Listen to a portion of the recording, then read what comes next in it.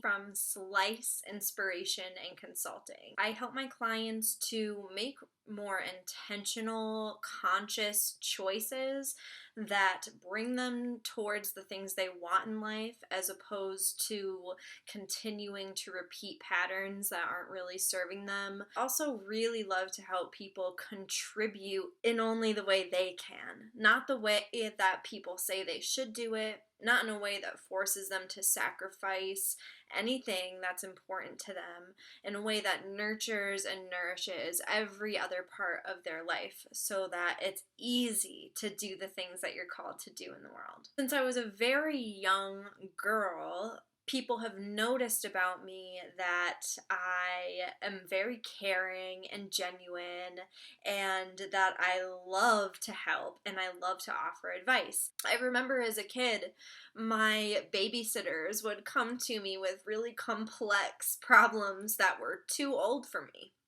And I knew from a very young age that this was what I wanted to do for a living.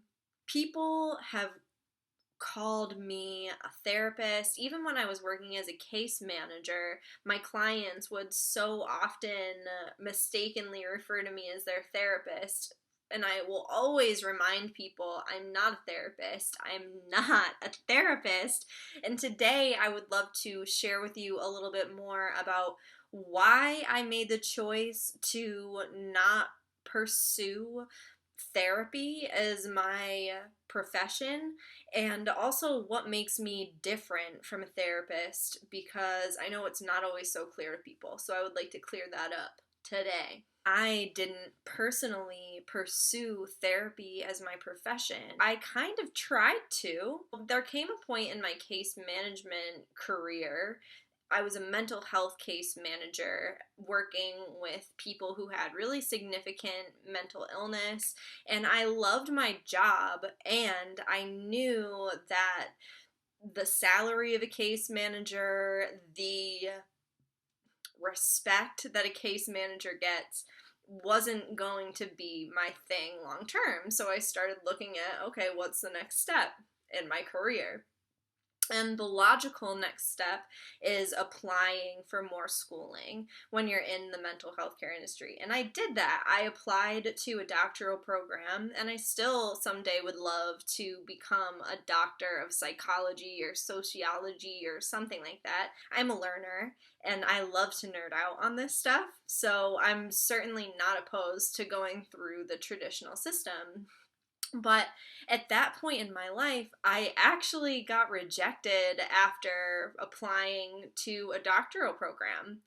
I was devastated. I had no idea what I was going to do. And it felt like all of a sudden this future that I had planned out for myself since I was a little kid was not what was going to happen. That was a really hard thing for me. It was the best thing that could have happened for me at the time, because if I hadn't been rejected from my doctoral program, I wouldn't have had the epiphany standing in my kitchen cooking dinner one night about how much I love food and nutrition, which inspired me to do some work in the fitness industry, to get some training as a personal trainer and to learn about nutrition. And I spent a lot of time doing that, thinking that maybe that could be the career that I would go after.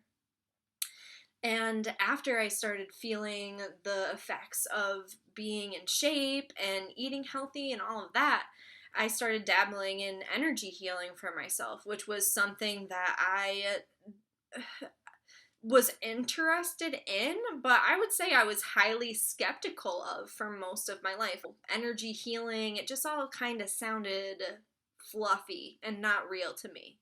But I ended up having a few experiences which were very, very real. As I started growing in those ways that were outside of the traditional system, I realized how much helpful stuff was available that I had no idea about just through pursuing healthcare in the traditional ways. I became so passionate about wanting to not only implement these things for myself, but I really wanted to bring those things into work with clients as well. Ultimately, it led to me leaving the healthcare industry so that I could start a business providing care in the ways that I knew to be effective. So not only is psychology still very much my passion, which is why people still get that vibe that I'm gonna try and dig through their heads. I'm really great at helping people tease out the patterns and the intricacies of the complicated stuff that goes on in their minds so that we can focus that energy in a different way. But I also bring a lot of body awareness, stretching, simple breathing exercises, different kinds of visualizations to bring the energy stuff into the mix, and I even do energy healing for my clients. So those are a couple ways that I am different than a therapist. Another really important distinction between me and a therapist is that I have an extremely strategic mind. I see complex problems and solutions. I'm also very action oriented. Really great therapists, I feel, have this ability to remove themselves from the constant analyzing to allow the patient to really just go deep and explore and kind of be with themselves, right? And there is totally an element of that to what I do.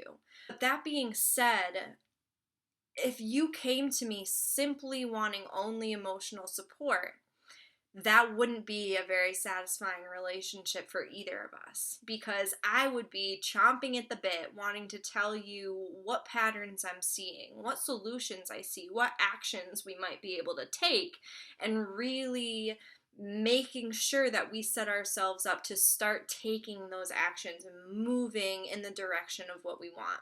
That's what can make my work so transformative for people and so in such a quick way, because I take the kind of light and fluffy and difficult to understand elements of wellness and make them implementable and practical in your life. I hope this cleared some things up for you about why I am so different than a therapist and why I chose not to be a therapist despite the fact that it's written all over me. Literally, people have asked me all my life if I'm a therapist or if I was going to be a therapist, and I'm not.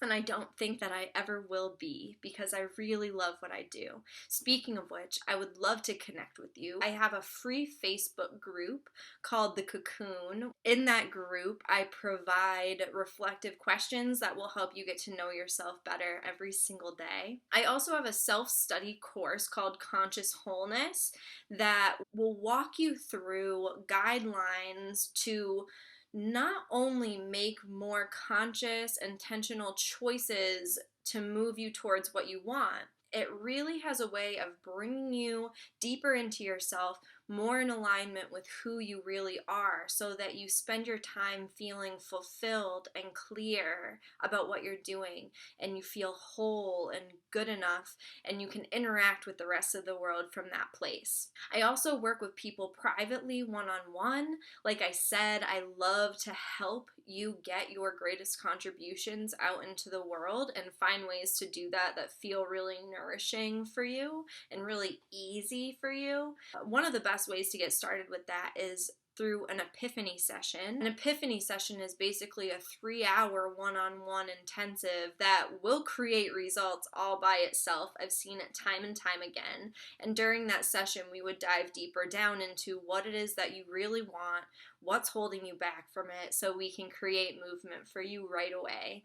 And if you have any questions about any of this, I'm just happy to connect with you. So make sure that you're not a stranger. I would really love the opportunity to get to know you better. I hope you'll consider subscribing to this channel if you like what you see. And either way, I really appreciate you being here. Thank you so much for watching, and I'll see you again next time.